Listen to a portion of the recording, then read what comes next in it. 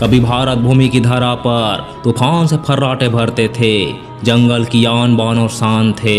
आज बरसों बाद इनकी याद आई, जब पास में था तो किसी ने इनकी कदर नहीं की। कभी 10-15 रुपये के लिए बेचा गया, कुत्ते की जगह पर जंजीरों से बांध कर रखा। देश आज़ाद होते होते इनका भी नामो निशान इस देश के लोगों ने मिटा दिया। ये कहानी है कभी हिंदुस्तान के जंगलों की शोभा बढ़ाने वाले चीते की।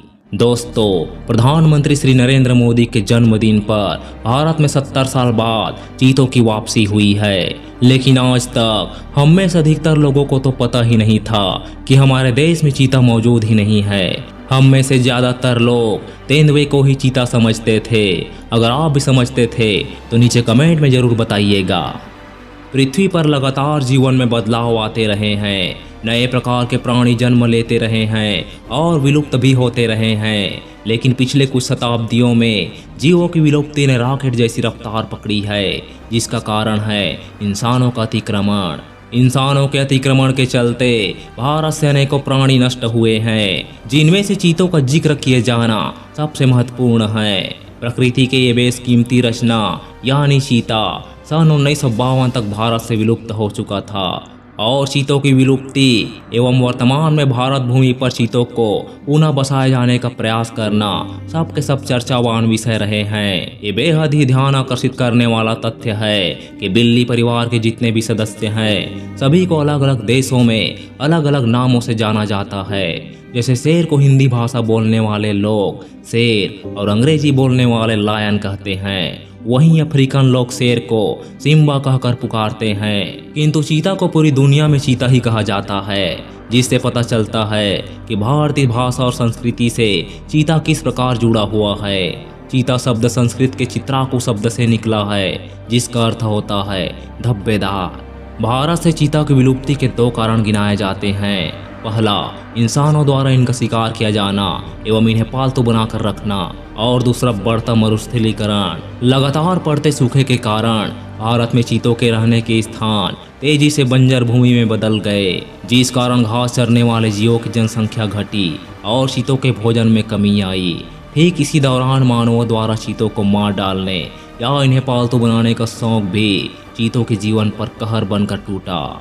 आप यकीन नहीं करेंगे कि भारत में अंग्रेजों के ज़माने में जंगल से पकड़े गए एक चीते की कीमत मात्र 10 से 15 रुपये ही हुआ करती थी। चीतों के खूबसूरत खाल के लिए इनका शिकार किया जाता था।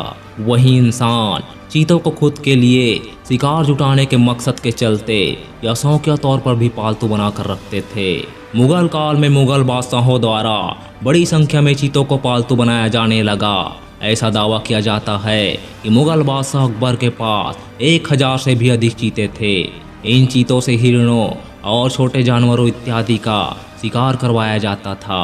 चीतों को पिंजरे में कैद करके नहीं, बल्कि इन्हें कुत्तों की भांति जंजीर से बांध कर रखा जाता था, क्योंकि बेचारे चीते शेर या तेंदुए की तुलना में काफ़ी कम हिंसक होते हैं। ये आसानी से इंसानों से डर कर पीछे हट जाते हैं। और चीतों के साथ एक और बड़ी समस्या ये है कि पालतू चीता प्रजनन करना ही छोड़ देते हैं।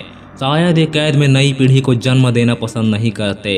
आज चिड़ियाघरों में कैद किए गए चीतों द्वारा संतान उत्पन्न करने के मामले भी बहुत कम बार सामने आते हैं। इंसानों द्वारा पालतू बनाए गए चीतों द्वारा संतान उत्पन्न करने के कारण ही भारत में इनकी संख्या बेहद ही तेजी से गिर गई और चीतों का दिखाई देना दुर्लभ हो गया, जिस कारण भारत में चीतों की कीमत 10 से 15 रुपये की बजाय 100 से 150 रुपये के बीच हो गई। उस जमाने में एक बड़ी रकम थी, इसलिए जंगलों के आसपास बसे आदिवासी सभी चीतों को ढूंढ ढूंढ कर पकड़ लाए और उनका व्यापार कर दिया। दोस्तों, माना जाता है कि छत्तीसगढ़ में कोरिया नामक एक छोटी सी रियासत के राजा रामानुज प्रताप सिंह ने भारत में आखिरी बचे 3 चीतों का शिकार 1947 में किया था।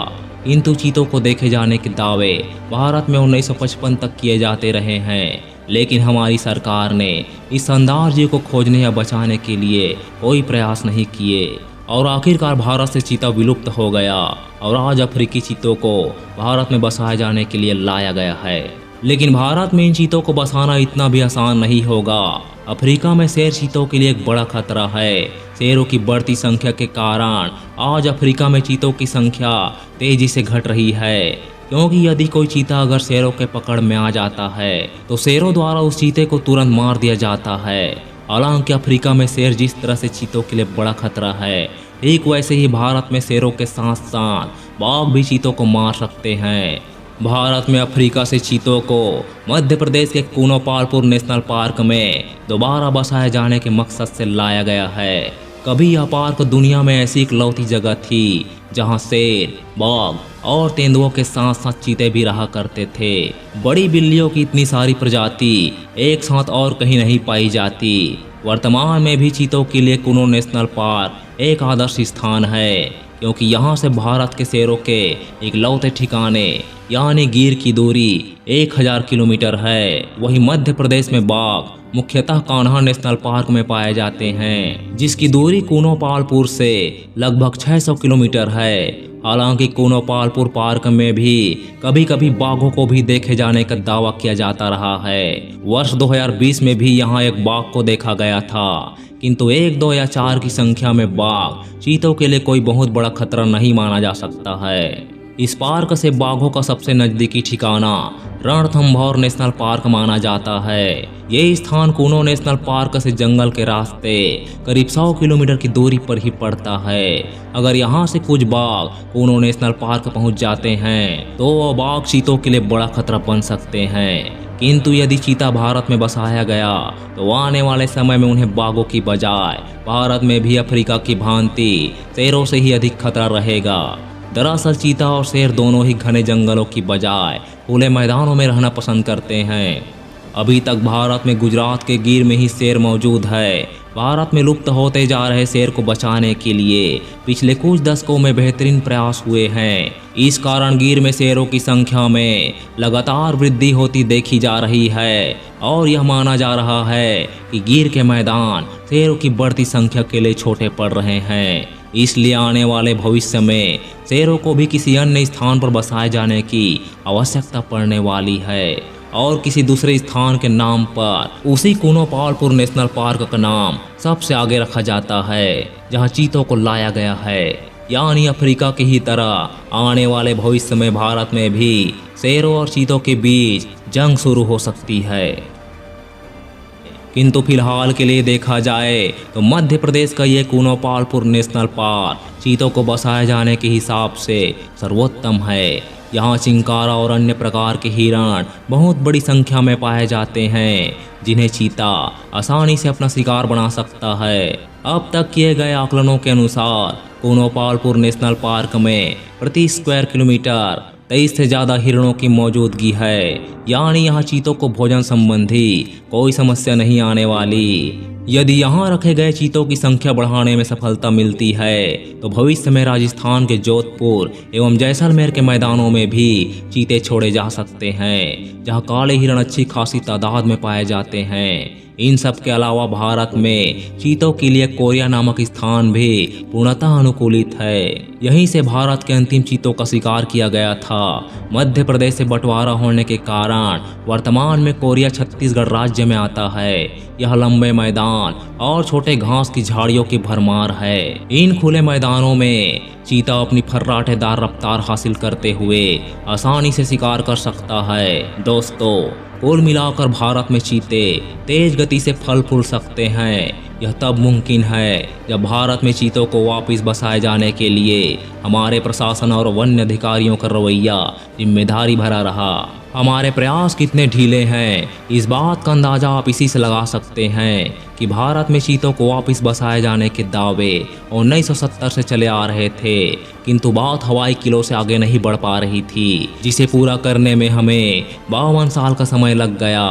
शुरुआत में भारत सरकार ने ईरान से चीते लाने का दावा किया, क्योंकि ईरान और भारत में पाए जाने वाले चीते एक ही समान थे।